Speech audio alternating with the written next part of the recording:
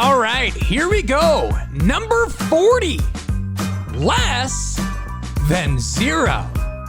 Not our best moment. The date was November 4th, 1979. It was a game between the Seattle Seahawks and the Los Angeles Rams. And this one was at home in Seattle at the Kingdom. And, the Concrete Big Mac. The Concrete Big Mac. So this is actually known as the worst offensive performance in NFL history. In fact, Josh, you could say it's offensive how little offense there was. It was offensive. It's very offensive. So this game is pretty legendary. I mean, well, I don't know if legendary is the right word. Infamous.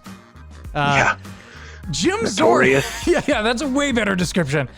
So Jim Zorn, he completed 2 passes for 25 yards on 17 attempts.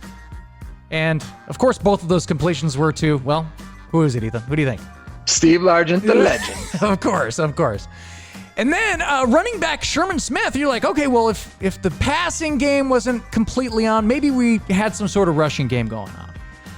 Well, no, that wasn't the case either, because he rushed 7 times for 16 yards. That's not an impressive average, I'm going to be honest. No. So the Seahawks, they gained a grand total of 48 yards that day, which in itself would have been the 16th worst total in NFL history. But Zorn was sacked 6 times for a loss of 55 yards. All I could say is, wow, Josh, this is clearly pathetic. Because it's like, I mean, the Rams back then in the 70s obviously had a really good D-line. Because if I'm not mistaken, this is like when you had Deacon Jones and, you know, kind of the fearsome foursome there on the front line. I could be wrong. Was Jack Youngblood there yet? Yeah, I think I would have been, but I don't know. 79 might be, those guys might have been gone by then. I'm going to have to check myself before I wreck myself, as the great Ice Cube said.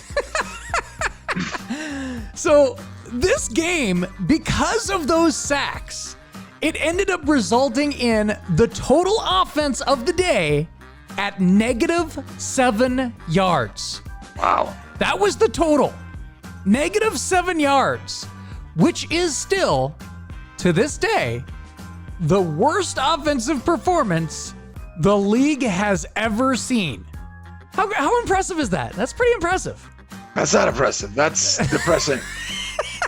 But once again, is it really surprising with our Seahawks? No. All the other crap that we have on our team and its history.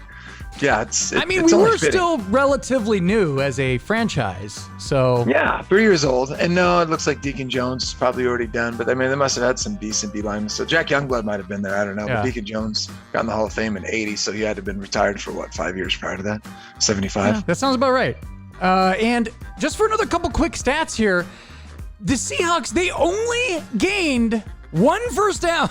Can you even imagine how bad that is? So pathetic.